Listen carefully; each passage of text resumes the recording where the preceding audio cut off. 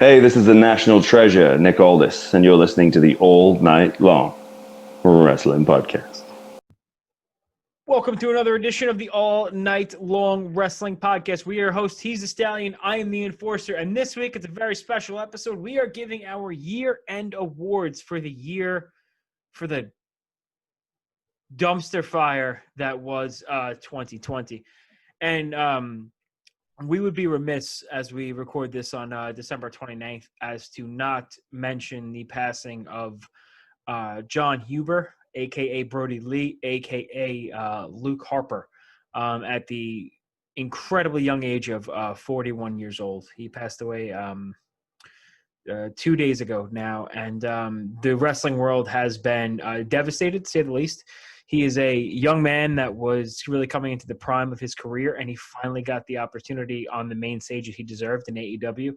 And as soon as he was given the ball, he ran with it. As the Exalted One, he had great matches with Cody Rhodes, Jon Moxley, and thanks to the Young Bucks and BTE, I was able to because I haven't been keeping up on BTE, but I did watch this week's, and it's safe to say, like, I was literally in tears watching it, not in tears and sadness, in tears and laughter, because Brody Lee was one of the funniest human beings I've ever seen on that show. His interactions with John Silver, Alex Reynolds, the rest of the Dark Order, Evil Uno, and the papers, hitting people in the face with the papers. It was so well done to them. And I know Tony Khan is having a very special tribute show this Wednesday as instead of the New Year's show. So I think it's a great gesture by them, and I'll be tuning in. And also, if you want to, you could get the Pro Wrestling Tees. If you get Brody Lee shirts, it goes, all the proceeds, of course, go directly to his family, as does, I believe, CM Punk said that, and maybe Mick Foley was the other professional wrestler that said all for the next month, all of the proceeds of their shirts will go right to the family of Brody Lee. So devastating news, Joe, but something we have to touch on nonetheless. Yeah, it's very surprising. I think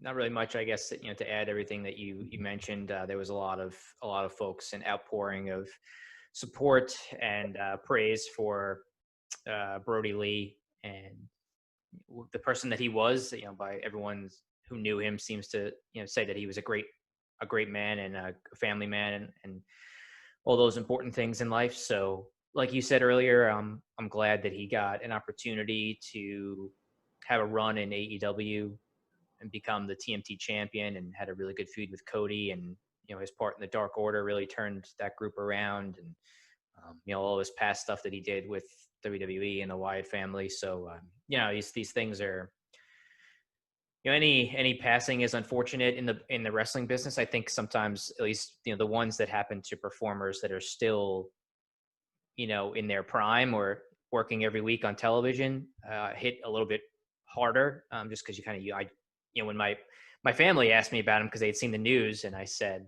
he was just wrestling 2 months ago in October, and now he passed due to a lung issue, a lung disease that he contracted. So it's just it's pretty crazy to think about. But yeah, unfortunate, sad news, especially during the holidays here. But like you said, AEW is going to do a tribute show to him this week, pushing back their regularly scheduled shows for the new year, and I'm sure that they'll do right by it and give a great tribute to him. Yeah, it's crazy to think on the same day that Brody Lee passed, the news came later in the day. So maybe it was the 27th. I'm not sure. Maybe it was 2 days ago, 3 days ago. But the morning was announced that Danny Hodge had passed away, one of the greatest professional wrestlers and amateur wrestlers of all time. And to think that Danny Hodge passed away at 89 and Brody Lee passed away at 41, less than half of that age, it's absolutely terrible. And of course, it goes without saying, we're thinking of Brody Lee. All of our best wishes, thoughts, and prayers, and everything else go out to his family in this difficult time. But sorry to kick things off on a bit of a somber note, but it had to be done. And now what we're going to do is we're going to honor the memory of Brody Lee by talking about what the guy loved, professional wrestling. So we're going to get it. We have our star-studded, Joe, year-end award show, baby. We do it every year. I'm going to let you lead off because you're the director, and I'm a putz.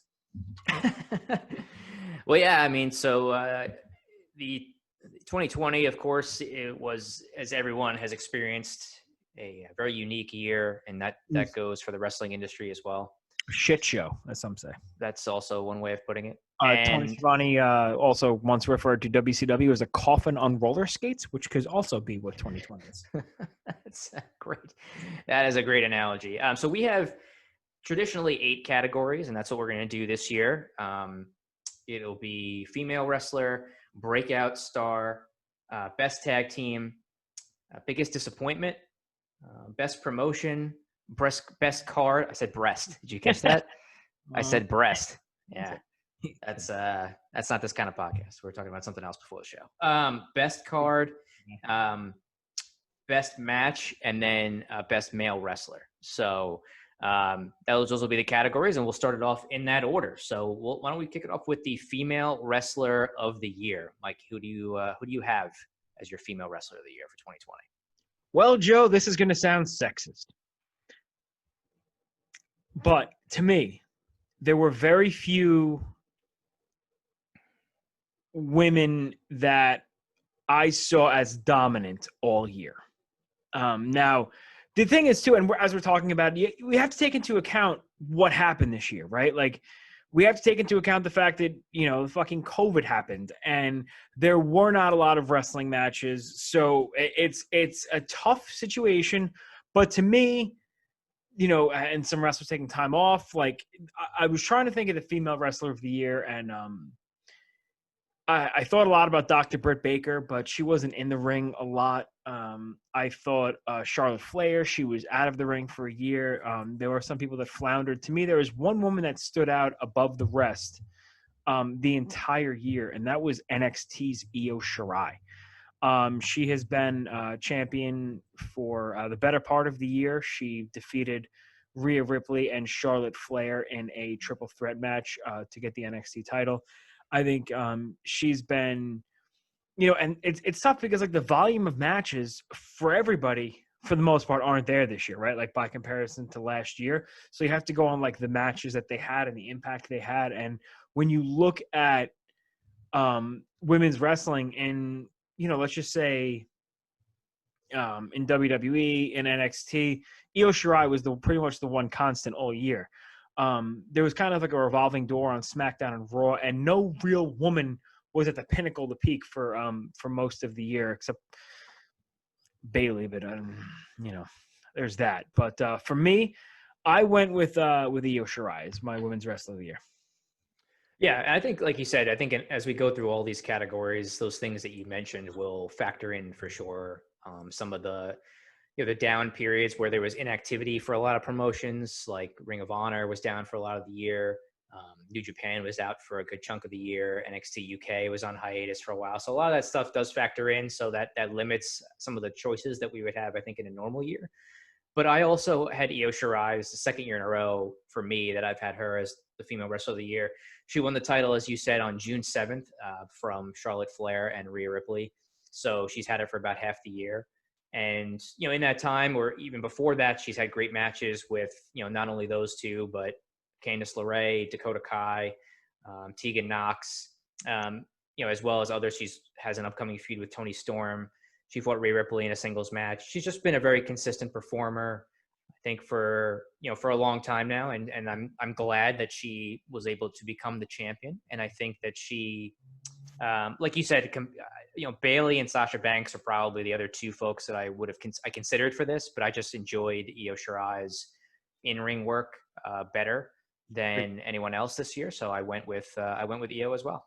Yeah, and as an honorable mention, somebody you mentioned, this might seem like a weird pick and like a homer pick, but Candice LeRae for me is a woman that has been kind of booked like shit for the most part since the heel turn. Would you say, like, she wins a couple matches, loses the big one, wins a couple matches? Her record on TakeOver is probably worse than Bray Wyatt's was on those pay-per-views in a row.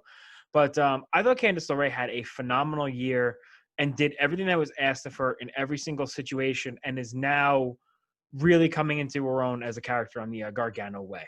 So, yeah, I think she's been featured a lot more this year, which is good for her. And I don't know if and when she'll get the championship, but she's definitely been in the mix for a while now. I think she had a great year as well. Next up, let's go to Breakout Star. Dude, this one, I'm sorry to 2020. cut you off. This one, this kept me up at night, Joe. I have 47 honorable mentions. I don't want to be that guy.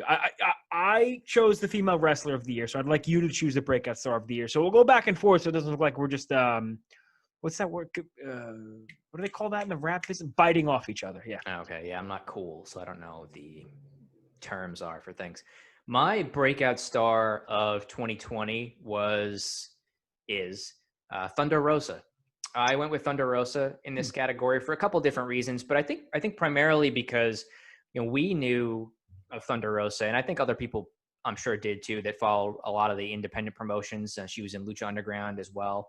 She worked in Ring of Honor, a couple of other places, but she really kind of started the year with winning the NWA Women's Championship. That was on January 24th at Hard Times. She won the Women's Championship there, and since then, I think she kind of grew in terms of a following a little bit more. She became more known, I guess, in terms of televised wrestling, with the NWA Power at that point was still going on a weekly basis. And then later, towards the middle of the year, she turned up in AEW as the NWA Women's Champion. Had a little bit of a feud with Hikaru Shida, and had been featured on that show for a little while and created a little bit more internet buzz for herself as well. So I think that she's someone who, before the year started, was just kind of getting her, dipping her toe in the water and becoming more of a national presence.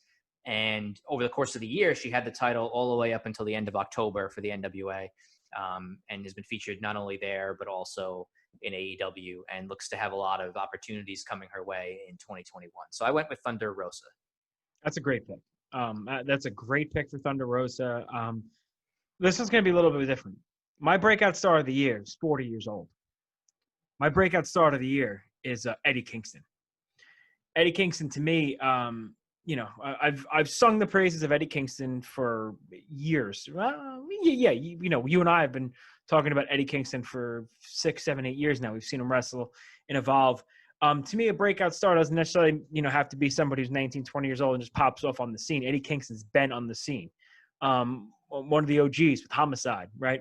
And Eddie Kingston, 39 years old, 40 years old, is given an opportunity on AEW he cuts a promo in a backyard at GCW. I forget what show it was, but he cuts a promo saying he wants to fight 3 people. Zack Sabre Jr., he wants to fight. He wants to fight Nick Aldis, and he wants to fight Cody Rhodes. Fast forward a couple of weeks, he's got a match with Cody Rhodes. He talks himself into a great promo where he tells Arn Anderson he's going to gouge his eye out. And then a couple months later, he's main eventing against Jon Moxley in what is one of the best feuds of the year. Eddie Kingston went from being a guy that the diehards knew about to a guy that, holy shit, I just saw him on TV, and now I'm invested in everything he does. So for me, the breakout star of the year was Eddie Kingston. That's an excellent pick as well, and he had a great year. And again, he burst onto the scene more nationally this year, and a lot of people knew how great he was, right? But now more people are getting to see it, so that's also a great call. Next up, we have. Sorry. So do you have honorable mentions for this? I want to know if you have honorable mentions. I don't know. I honestly, when I thought about it, Thunder Rosa was the first person that jumped to mind. I thought about maybe some folks like, Drew McIntyre or Keith Lee, who, if you look just at the years that they had, right, like McIntyre really from January till now has been the centerpiece of WWE Monday Night Raw, whereas before he was kind of a solid mid to upper card guy. Keith Lee, again, he won and temporarily unified the NXT and NXT North American titles for a brief time. And I think that was the peak of his year. He got shifted to Raw, and I think he kind of got lost in the shuffle there for a little bit up until, last night when he just lost to Sheamus, right? He just beat Sheamus last night, actually. Oh, he beat Sheamus. Cool. And he is getting a WWE title shot next week. But I think that those guys have been established more, just in NXT for a little bit longer. So that's why I went with Thunder Rosa. Those are the other 2 names that came to mind for me. I'll give you 3 ones real quick. MJF, Pat McAfee, and Karrion Kross were 3 big guys that I was like, but Kross, Cross was in and out. McAfee was here for a cup of coffee, and now he's off TV. And MJF is kind of took a little bit of a dive this year, but yeah, I'm going with Eddie. Next up, Joe, tag team. Oh, you're the director. I suck. You tag team of the year. I chose the last topic I chose the last award first. I'm gonna go. No, you chose. Who chose? I went first for the last category, so you go first for this one. I'm gonna go first for this category. Tag team of the year. Man, this is a tough one. God, this one was so tough. But I got to go with who I think is the best tag team in professional wrestling right now, and that's FTR. Fuck the Revival, Fear the Revelation, whatever you want to call them, FTR. They burst onto the scene in AEW after just being treated like shit in WWE and jobbing in 4-minute matches to Lucha House Party. And then they walk into AEW and they steal the show night after night. They're the best tag team in the world for a reason, and they're managed by the Midnight Stallion himself, Tully Blanchard. For me, it's FTR, Joe. Yeah, I also went with FTR. You know, it was close to me between them and the Young Bucks. The Young Bucks have just continue to have great matches all the time, including with FTR. But I did go with FTR, like you said, because since getting a chance in AEW, they've really proved how good they are consistently with great matches. Just about everybody that they've been in the ring with, they shot up the ranks very quickly. They won the tag titles. Their match with the Young Bucks was excellent. Their match with Omega and Page was excellent. Again, and the Bucks had good matches with Omega and Page and FTR. So it was hard, but I went with FTR just because of the impact that they've made. The pairing with Tully Blanchard, as you said, is excellent. So they were also my tag team of the year. I also had the Bucks, and I had Omega and Hangman on there too as an honorable mention. So, yes. You ready for the next category? You're ready for the next category, yeah? Let's do this. Biggest disappointment of 2020, and Lord knows there was a lot to choose from during the course of the year. But the biggest disappointment for me, just overall, and there's a lot of ways to get in depth with this, but I went with the TV ratings for Monday Night Raw, which have really gone down the tubes this year. And I think at the beginning, in the pooper, yes. In the pooper? Is that what they say? No, down the pooper. We were talking about porn before this show, and I feel like that's really impacting some of the things I'm saying. So time out. Hold on. Let's clear that up. We weren't talking about porn. Oh, we were saying how one of our friends has a virtual reality Oculus gimmick that he got for his kid, and he can watch porn on it, and he can watch wrestling. And really, once you have that, what more do you need, Joe? Just porn on the brain. Porn. Yeah, so the ratings for pro wrestling in general all kind of went in the tank once the pandemic started and things started to really get crazy back in the spring. But AEW and NXT, for example, have come back up to pre-pandemic levels in terms of viewership. I think even Friday Night SmackDown has been a little more steady, especially being on Fox. I know they did a big rating on Christmas. But Monday Night Raw, I went back and looked today to see what their ratings were in January before the pandemic. And then I know where they bottomed out like a week or two ago. So back in February, in the middle of February, they did 2.437 million viewers. And they did a 0.79 demo rating in the 18 to 49 demo. Right. And they've had there were weeks where it was about 0.8, 0.79. So that's right around where, a peak week for them was. On December the 14th, they did 1.526 million viewers, which is about a 900,000 viewer decrease, and a 0.41 rating in the 18 to 49 demo, which is about half. So they've lost about 1 million viewers, close to it, and the 18 to 49 demo has been cut in half. And I think that we could talk about this for a long time, but I think that the long and short of it is not any different than I think most people are thinking and saying other places, which is the product sucks. Yeah, the creative direction and continuity that happens on Monday Night Raw, the 3-hour show, whatever you want to call it, just the poor booking has been a big problem, and it's just not a show that people want to tune into for 3 hours every week. It's just not. Let me ask you something in your professional opinion before we get off. I don't want to get off track here. If you're a fan of wrestling, right, and touche, and you were watching Monday Night Raw, And AEW comes along, and now you're watching AEW, and oh wow, NXT is on USA too, and now you're watching NXT, and you see the level of wrestling and the quality of a show you get on Wednesday night. Are you just like, all right, I invested 4 hours on Wednesday night in watching wrestling. I don't have it in me to watch another 3 hours. So does Wednesday night hurt Monday Night Raw? I think that, there's a lot of choices now for people, right? So before it was Monday Night Raw and it was SmackDown, right? Whatever night that was on, and that was pretty much it, right? Unless you were a big Impact fan, but the last couple of years they've been hard to find, right? But now with Dynamite on Wednesdays and now NXT coming up on USA, like you said, fans can make their choices. So maybe people that are in that 18 to 49 demo are watching Dynamite instead. Because they like it better and they won't watch Raw anymore. So that's certainly a possibility. I don't know if there's ways, breakdown of how that works, but I mean, you can look at the demos and stuff and see that, there are times where Dynamite on Wednesday will do a higher rating in that demographic than Monday Night Raw will do. So, that could definitely be a part of it in addition to the lackluster programming that they're putting on every Monday. But lackluster is wildly generous, by the way. Yeah. So anyway, that's my biggest disappointment for 2020. I don't know if that's going to turn around in 2021 at all. I think everybody hopes that it will, but we'll see. Really short and sweet to the point. My biggest disappointment for 2020, professional wrestling wise, angle wise at least, has been Retribution. There was such a groundswell of holy shit, what is going on? They just firebomb whatever and all this stuff, and it was pretty cool for like a month maybe, and then it's Joe. It's worse than the gobbledygooker.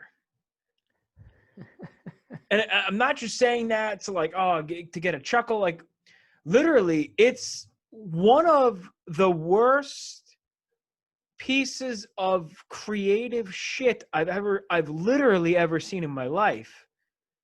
It's so bad. I'm mad that somebody got paid to think of this. Like, it had so much promise.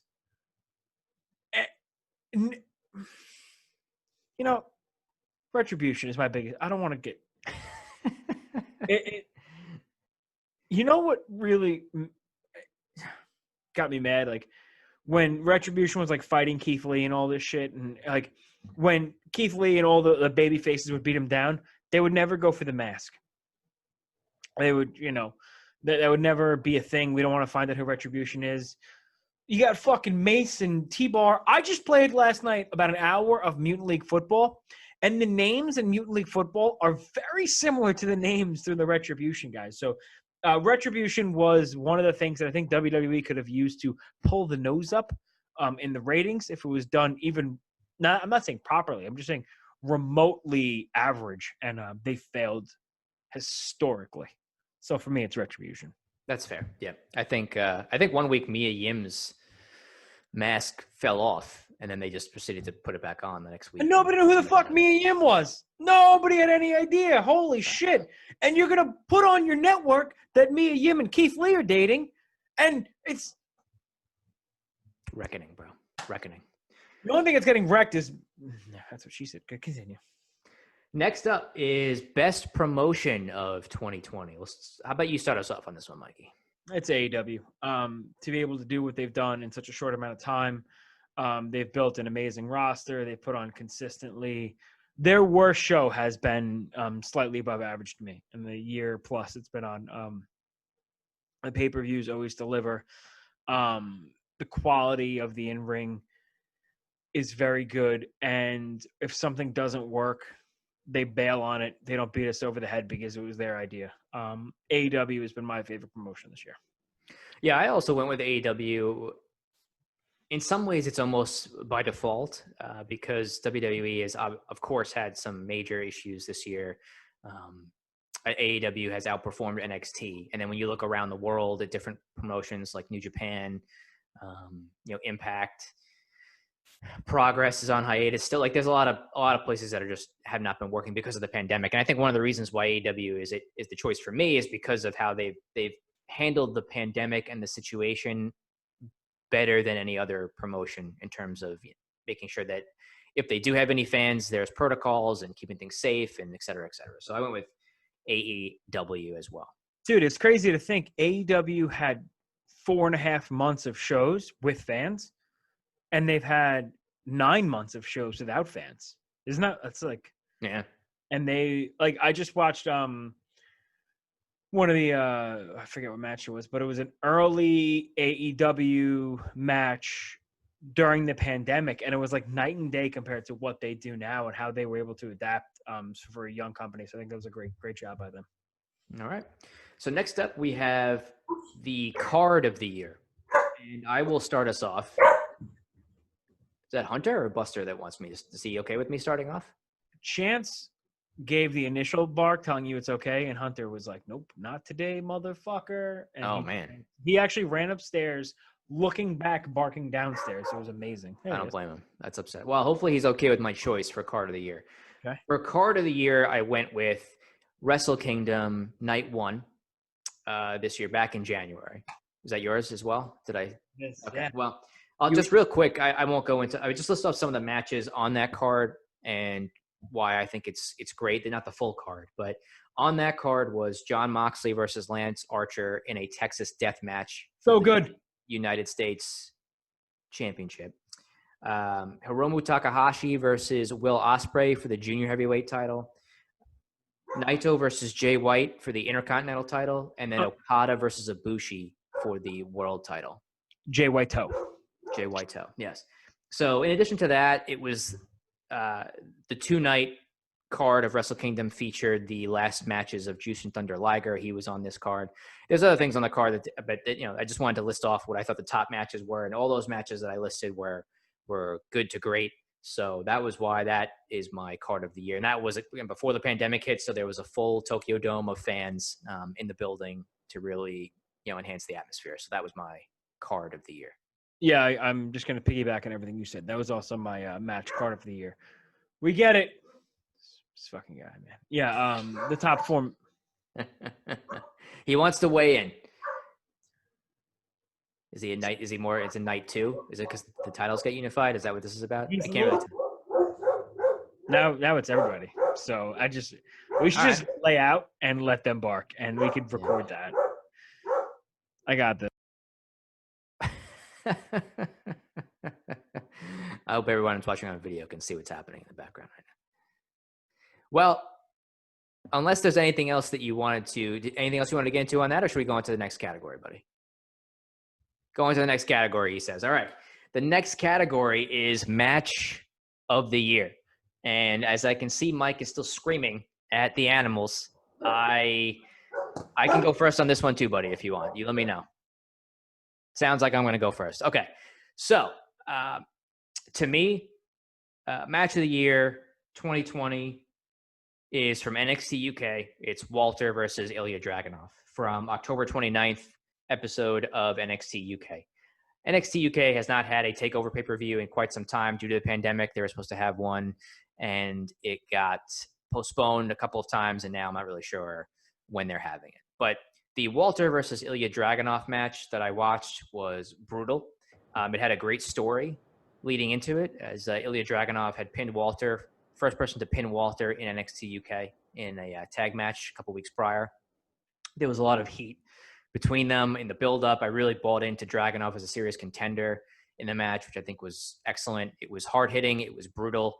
Anyone who hasn't seen the match and has the WWE Network should check it out. It was the match of the year for me, and I won't get into any sort of honorable mentions until you give your choice, Mike. So your match of the year was Ilya Dragunov versus Walter, correct? Yes. I had a tie for match of the year. And since you went with Ilya Dragunov versus Walter, I'm going to go with the other part of my tie. And that was Hangman and Omega versus the Young Bucks. I'm a sucker for great tag team wrestling. It had everything. It had a story. It had near falls. It had holy shit moments. It had a months and months of build up. We're still dealing with the fallout. It's one of the best storylines of the year. And I love tag team wrestling. So for me, the match of the year was Hangman Omega versus the Young Bucks. Excellent. Did you have any other honorable mentions for that category, or was those the top two for you?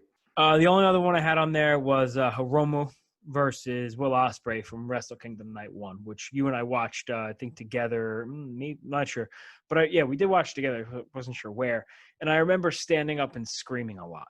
So I went back and rewatched it, and it was so good. So yeah, I also had Okada versus Ibushi from Wrestle Kingdom, as we mentioned, and also the Young Bucks and FTR match that happened a couple months ago was also very good. Those are the ones that really were the tops for me. NXT had some good ones. I also like the Men's Royal Rumble, but they were not on the same tier of those ones that I think you and I mentioned. So agreed. I had Finn Balor and Kyle O'Reilly just below the ones you mentioned. So yes, and finally, the last category is the Male Wrestler of the Year. And I will let you take this one to start. But this was a tough one. As I mentioned earlier, the same deal with the Women's Wrestler of the Year. There weren't too many people that stood out to me, at least being all year long, right? Like, if you look at wrestlers of the year, especially in the year 2020, a lot the problem with a lot of the women's wrestlers of the year that I was thinking about they had like a lot of breaks and they were up and down, up and down, up and down. To me, there's one wrestler. Two. There's two guys to me that were aces all year long. Both had great storylines all year long.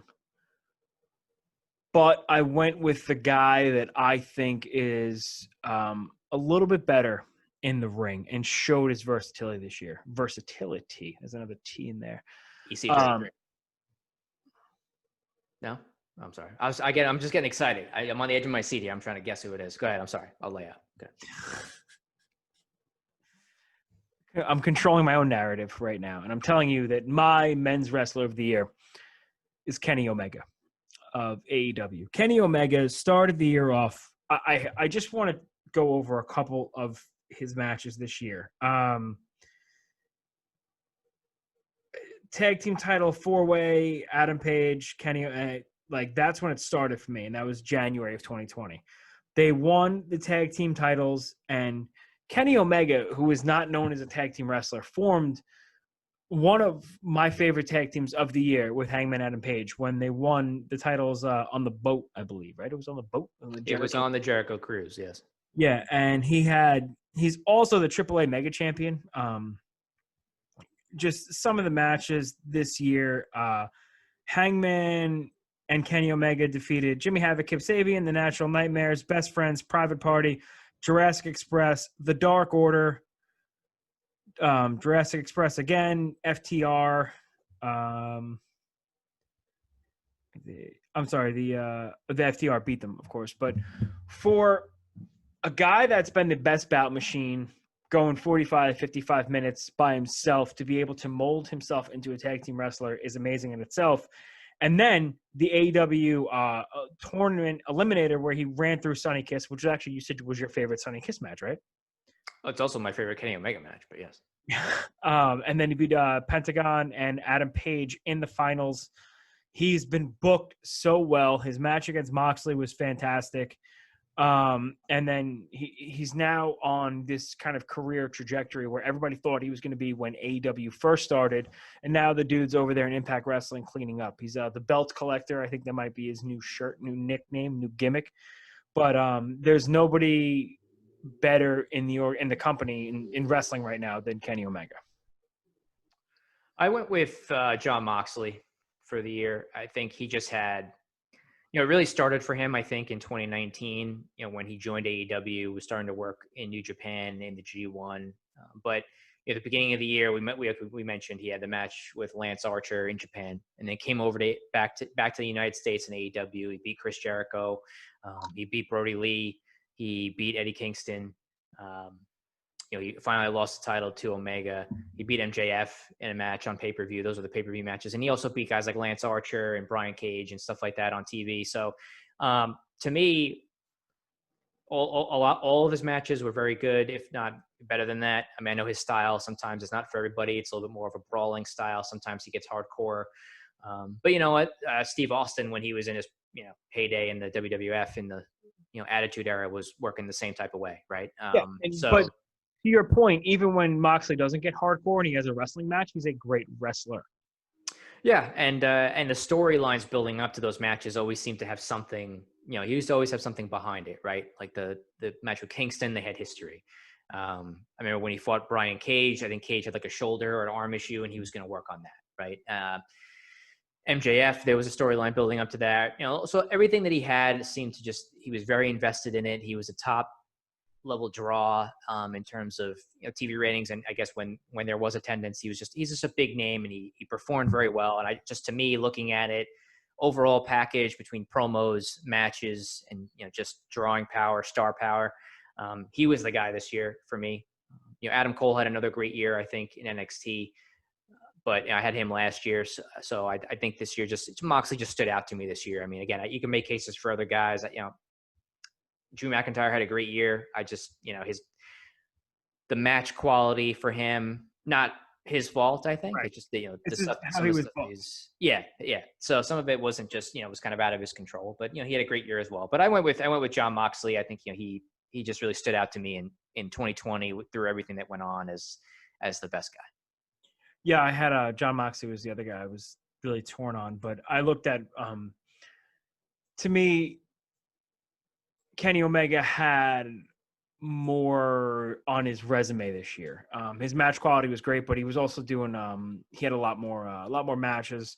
Adam Cole was the guy I looked at too, but he just wasn't not saying he wasn't consistent, but he wasn't able to consistently wrestle. So I went with a little more quantity, but I would agree with that.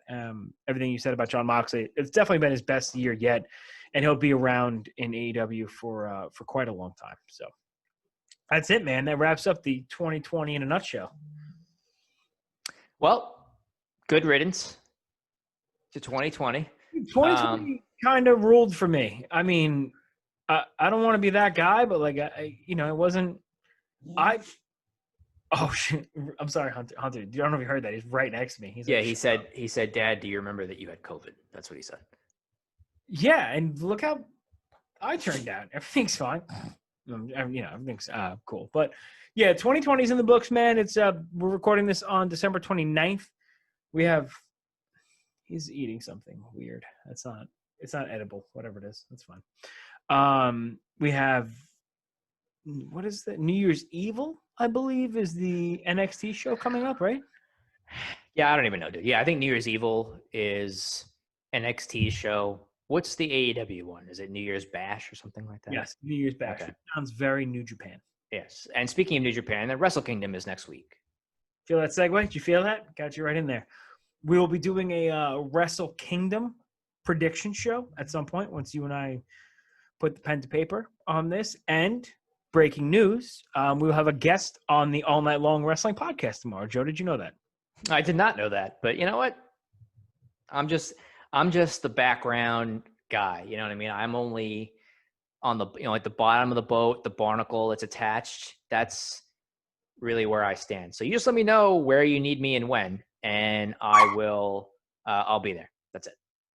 I need you to come over here and play with Hunter because tomorrow we have Ring of Honor star from The Righteous, Vita Von Star, joining the All Night Long Wrestling podcast. So she's got quite the interesting life inside and outside of the ring. I need to ask her why she's with Vincent. I don't get everybody's fascination with the guy. He's a serial murderer, right? Kellyanne, big Vincent mark, and Vita Von Star, part of The Righteous. Something's going on with Vincent, Joe. Something very Manson-like, and I don't like it. I want to get to the bottom of it tomorrow. Big Marilyn Manson fan. All right, buddy. Well, that sounds good. So we got a lot of content coming out this week for everybody, and we'll get this up on our Wrestling Headlines Friends website and all other places where you can download podcasts for the All Night Long Wrestling podcast. Where can people find us on social media? I always forget the @ symbol? What is it? I don't know. How does that work? It's at All Night Long WP on your Instagram COVID residuals. At All Night Long WP on Facebook, on Instagram. Actually, it's facebook.com/All Night Long WP, and then at All Night Long WP on Instagram and Twitter, which is where we are the most busy. What's the word I'm looking for? The most Active. Most active. There we go. And as you mentioned, our friends over at Wrestling Headlines, where if you follow them on their YouTube, that is where you can find all of our shows on there. They have some great breaking news. They do a lot of post-show for Raw. God bless them for being able to sit through 3+ hours of that shit. NXT, AEW. And if you want to support the All Night Long Wrestling Podcast, check out this hat, Born Scum. Check out our friends over at Born Scum Clothing Company. Use the promo code All Night Long. You get hats, you get hoodies, you get flat brims, you get T-shirts, you get everything. They're a positive company, positive Joe, but pissed like most of us are in this world today. So check out our friends at Born Scum Clothing Company and use the promo code All Night Long. And until tomorrow, we'll be back right here at the All Night Long Wrestling Podcast. We're tapping out.